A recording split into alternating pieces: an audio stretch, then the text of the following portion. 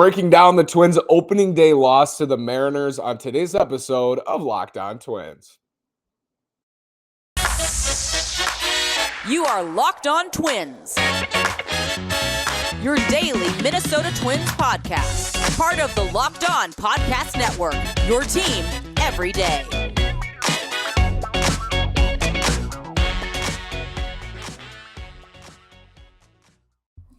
And welcome to the Locked On Minnesota Twins podcast. I'm Nash Walker. Been hosting this podcast for over 2 years. Been writing at Twins Daily for over 2 years. Today is April 8th. It's Friday, and it's opening day for the Twins. They fall to the Mariners 2-1 at Target Field, and we're going to break this game down for you today. Please follow me on Twitter at NashWalker9. Follow the show at Locked On Twins. It was an emotional day. To have baseball back was amazing. To have the Twins back, I know baseball, Major League Baseball, underway yesterday, but to have the Twins back is so special. To see player intros, to see Carlos Correa actually in a Twins uni in a game that matters, just incredible. Joe Ryan starts for the Twins against a Mariners team that, expects to compete this year and contend for one of the 6 playoff spots in the American League. And I want to preface this by saying, these post games I do, and I will do post games all year long, 5 days a week, wherever you get your podcast, we're going to do post games. This is 1 out of 162. I'll say it for wins. I'll say it for losses. It's 1 out of 162. However, some of these games carry more weight than others. And opening day carries more weight. And April carries more weight for the Twins, given how they performed last year, how many games they lost early on, how they didn't match up games. We're going to talk about that today and how important that is just in sports in general, but especially in baseball and especially for this Twins team. Opening day is important, and it's important when it's at home. It's important when you are coming off a season where you won 73 games and there are questions about the team. And I will say about the Twins today, they hung in there. And Brandon and I talked about this on the postcast. Check out the postcast. We're going to be live on the Locked On Sports Minnesota YouTube after every game this year. Brandon talked about this. They let a lot of games get away last year. They were blown out a lot, especially early in the season. They did have some heartbreaking losses. I wouldn't describe today as a heartbreaking loss. Like, they had opportunities to win that game, and they're going to need to take advantage of those opportunities this year to get over that hump. But this wasn't a heartbreaking loss by any means. I thought the Twins pitched pretty well. They got out of some situations. Yohan Duran was electric. We'll talk about him today. But this is just one of those games that, they lost, and they had a chance to win. They had chances to get big hits, and they will get some big hits this year in those spots. But it just didn't happen today. And Robbie Ray started. So right off the bat, here's what you say. American League Cy Young winner from last year, signs a big 5-year deal with Seattle. He's starting on opening day. So the Twins are facing the toughest starter in the American League on opening day by nature. He won the Cy Young Award last year. And he might not be the best starter in the American League, but certainly with the stuff from the left side, Robbie Ray is tough. And we knew that coming in, but we also knew that this lineup should be able to hit lefties this year. And I think they will. So what happened today, and Robbie Ray pitched pretty well. And he made some great pitches, and the Twins missed some middle pitches, missed some cookies, missed some meatballs all day long, but pitched well and got out of jams. Again, the Twins had opportunities to score today, and they just didn't. It wasn't like he mowed them down. He didn't strike out 10 in 7 innings. The Twins had chances. They got walks. Kepler got hit. They had first and second, no outs, 1 out, and couldn't capitalize. You just have to. You have to capitalize on those opportunities. The Mariners didn't really either. Mitch Haniger, 2-run homer in the first inning. Urshela had a solo homer. That was it. It's 2-1 final. So the Mariners had chances they didn't capitalize on either.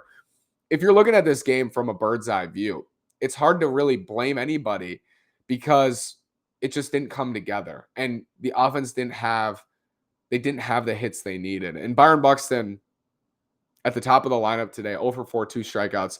I thought at least 2 or 3 pitches he should have hit hard somewhere, and he fouled them back. And you're not going to see Byron Buxton foul pitches back like that all year long. But when you're facing Robbie Ray, I think he's able to get away with it more because his stuff is so good, because he has that rising fastball, because he has a great slider, because he's a hard-throwing lefty. I think he's able to get away with that more than other pitchers, and other pitchers aren't going to get away with that against Byron Buxton. So you tip your cap to Robbie Ray for that. But again, the Twins had opportunities. They could have scored here. They could have won this game. And Gary Sanchez, in the final pitch of the game, hits one to the warning track, flipped his bat, thought he had walked it off with a 2-run homer. Cold, heavy air pushes it down. Jesse Winker makes the catch in left field, fist pumps, and the Mariners are 1-0. It's 1 of 162. It hurts a little bit more maybe because it's opening day, but it was just fun to have baseball back. And it was fun to see Yohan Duran. And I want to talk about Yohan Duran. I want to talk about Joe Ryan and just the pitching performance, because I think what we're looking for early on is for the Twins to pitch well and for Rocco Baldelli to make strong decisions with the bullpen. It's so important to line these things up, though. And when I say line up, Nelson Cruz talked about this last year. Early last year in April and May, the Twins could not line games up. They would score 10 runs and lose in Oakland. They would give up 2 runs and lose 2-1. And they gave up 2 runs today to a pretty good lineup with Ty France and Adam Frazier and Jesse Winker, Mitch Haniger. Eugenio Suarez has big-time power, was 0 for 4 today and had a tough year last year. They got some guys who can bang. They only gave up 2 runs, the Twins, and they lost. And you got to find ways to win games like today. But that's weighed with it being Robbie Ray, right? If it's another starter, if it's not the Cy Young winner from last year, I think it's easier to be harder on this offense for today. And we are in wait and see mode with this offense, but I'm super confident that it's going to be good, and I'm super confident it's going to be good against left-handed pitching, but not all the time and not against every lefty and not in every matchup. There's going to be days like today. It just happened to be on opening day. Let's talk about Yohan Duran's electric debut after this word from Built Bar. Built Bar is the best tasting protein bar ever. All Built Bars are covered in 100% real chocolate. Yes, puffs included. Puffs are a fan favorite. You have to try these. They're fluffy. They're marshmallowy. They're not just a protein bar. They're a treat. And they're covered in 100% real chocolate. All Built Bars are covered in 100% real chocolate. I want to reiterate that because it makes these bars so delicious. They're not just delicious, though. They're healthy. Most Built Bars contain only 130 calories, 4 grams of net carbs, and 17 grams of protein. Compare that to a candy bar, which usually has around 240 calories, 30 grams of sugar, and dozens of net carbs. You can go to Built.com, use promo code LOCKED15 and get 15% off your order. Use promo code LOCKED15 for 15% off at Built.com. Joe Ryan started this game. I think he's made 6 starts in the majors. I think this was, maybe you can make the argument. I wasn't locked into his start against Detroit last year when he gave up, the 2 homers to Nico Goodrum, but I was locked into his other 4 starts, and he was outstanding with great command in those starts. This is probably the worst command we've seen him have in the majors, and this is a sobering example. We just haven't seen Joe Ryan a lot in the majors, and he's going to have days where his command isn't very sharp. I will say this, he got out of jams too. He made some pitches when he needed to. He didn't unravel, and I think it would have been easy to unravel after giving up that 2-run homer to Haniger. I mentioned a tougher lineup, opening day. You got the adrenaline, you got the crowd. It's cold. Joe Ryan from California, he could have easily unraveled, and he didn't. That's not to say he pitched well. I don't think he was as sharp as we expect him to be. He did give the Twins a chance to win, though, and he only went 4. You're going to see starters only go 4 or 5 innings. Robbie Ray, kind of an exception to that rule this weekend in Major League Baseball, only went 4. Duran picked him up, and man, Yohan Duran has, if you go on Twitter and look up Duran, he must be trending. He must be trending at this point. Mina Kimes is tweeting about him. Everybody's tweeting about Yohan Duran and his insane stuff, and rightly so. We've talked about Duran a lot this offseason. It's really fun to see him pitch for the Twins and to see him succeed the way he did. Gives up a couple leadoff hits, didn't look good, no outs. It's like, oh no, 3 straight strikeouts, and gets out of it. Was just electric in that 5th inning to get Haniger, to get Suarez, to get Kelenic. The splinker, 96, unhittable. That pitch is unhittable if he locates it. The swings he was getting, it was fun to watch, and Ryan certainly did get some swings and misses. But to see the difference, even between Ray and Duran, the hitters were so either late or in front of or on top of all of Duran's pitches. It was incredible to watch him work. He was pairing that 100-mile-an-hour fastball with that 96 splinker, and then he was dropping curves in for strikes too. It's not fair. It's not fair. And I think the most impressive thing today from Duran was the fact that he did work out of jams. He gave up those 2 hits, worked out of it. In the next inning, walks a guy, walked Raleigh, the 9-hitter, could easily have unraveled, gets the out Adam Frazier, who hit 300 last year. It's impressive. It's really impressive, and I think it plays into what I think will happen with Duran this year, which is Twins are going to use him in a lot of different spots. I think he's going to start some games. I think he's going to pitch like he did today, where he comes in when a starter goes short, 4 innings. He pitches the 5th and the 6th, just like today. I think you're going to see him pitch late in games. He's poised. He's confident. He is very, very calm. He looks ready to pitch in high leverage spots. And you don't know until you put him out there.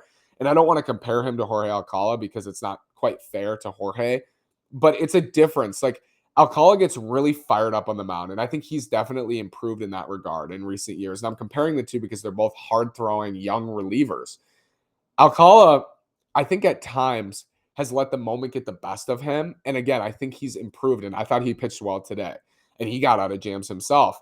Duran just doesn't look like that. He doesn't look like Alcala did early on. And also his stuff is so incredible that I think he's going to be able to get away with missing spots sometimes. I think he's going to be able to get away with that. So other Twins relievers in recent years haven't been able to get away with that at times. Tyler Duffy with not throwing 100 miles an hour, if he leaves a knuckle curve up, there's a good chance it's going to get popped. I think if Duran leaves a splinker up, he has a much better chance of that pitch getting bullied into the ground or for a swing and miss than he does for getting, blasted for a homer. It's super exciting. And I think this is a testament to what I think the Twins bullpen will look like this year as well. They're going to mix and match. It's going to be fluid. You're going to see Pagan early. You're going to see Duran early. You're going to see Duran late. You're going to see Pagan late. You're going to see a bunch of different mixing and matching. And that's what the Rays do. It's the Rays model. That's the Rays model. It's playing matchups, different looks. You got Joe Ryan, who comes at a different arm slot with 90 with the fastball. And then you bring in Duran, who's 6'5" and way bigger, throws 100 with that splinker. Then you bring in Danny Coulomb after Alcala, who's throwing 100. Now you have a lefty throwing sliders in Coulomb. That's what it's going to look like. Rocco and Wes and the Twins are going to mix this bullpen. They're going to mix and match. They're going to get teams different looks. I think it has a chance to be really successful. And I'm not just saying that because of today. I've said that before, even without Taylor Rogers. And they're going to have to prove it time and time again. And I think they got lucky at times today. But I think this bullpen has a chance to be good the way it's constructed. I don't know if it's going to be a great bullpen. I think it has a chance to be top 10 to 12 bullpen in Major League Baseball, like solidly in above average bullpen this year. And if that's the case, it's going to help the Twins a ton.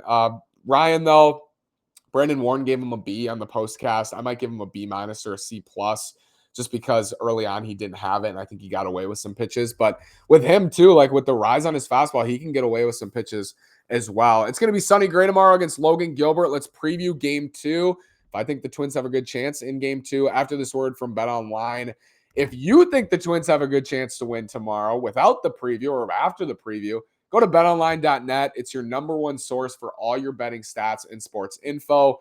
Find all the latest sports developments, league reviews, and news, including this year's basketball playoffs and the start of the Major League Baseball season.